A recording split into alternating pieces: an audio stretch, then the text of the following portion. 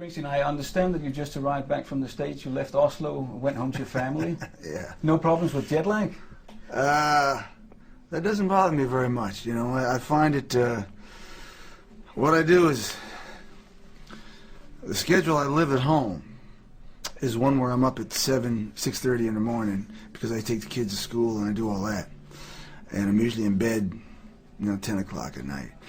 So when I come here, I usually sleep till noon, and I'm up till 3 or 4 in the morning. So I don't have to switch any hours.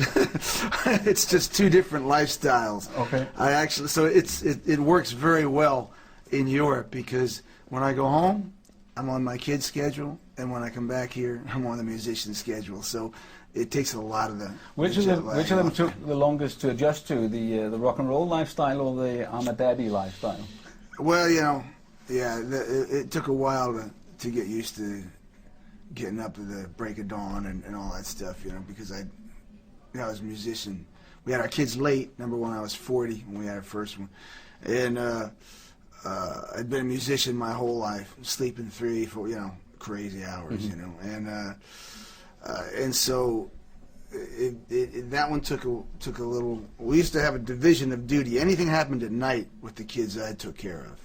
And once the sun came up, Patti would take care of us. Okay.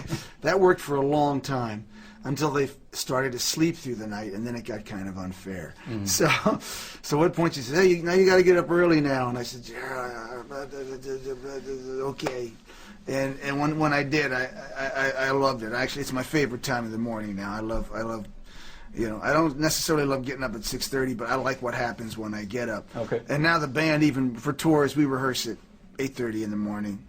Take the kids to school, and then we go straight to rehearsal, and so it's a big change, but it's nice. It's good. It's all been great. Tell me something. Usually there's no two shows alike. I saw you in Oslo on Tuesday, and I expect you to make a few changes. You usually do. Any magical things coming up tonight? This tour, we've probably changed songs less than, in the early part of the tour, you tend to stick to the show that you've designed.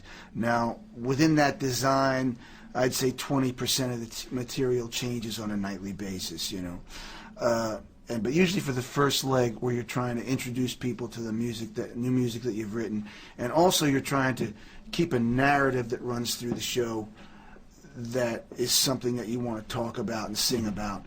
The show tends to stay a little more rigid than it might 6 months from now, or 3 months from now.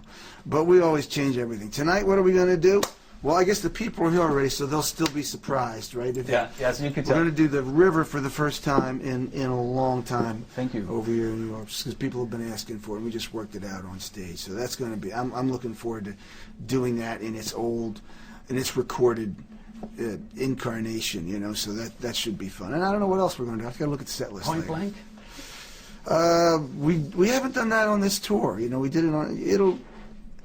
All of these things come up in time, But it's easier to say it now than to shout it out from the crowd tonight. But usually, what happens is this show is different from our other shows in that it is very, very fast-paced. It's probably the purest rock show we've ever done. It doesn't slow down much at all. In the past, we'd slow down for a few songs, build it back up, slow down for another few songs.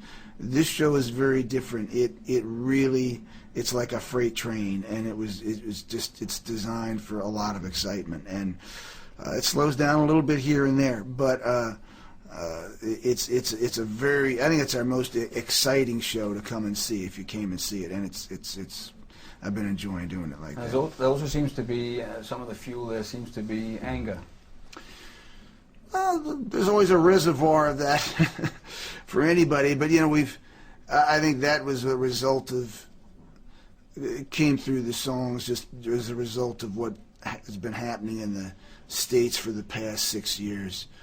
I've never seen anything like it, for people who are sort of either progressive-minded or just truly, it's not even that. It's just mainstream. It's the country moved so far to the right, and so many outrageous things occurred. The cutting back the civil liberties, the rendition, the no habeas corpus, which is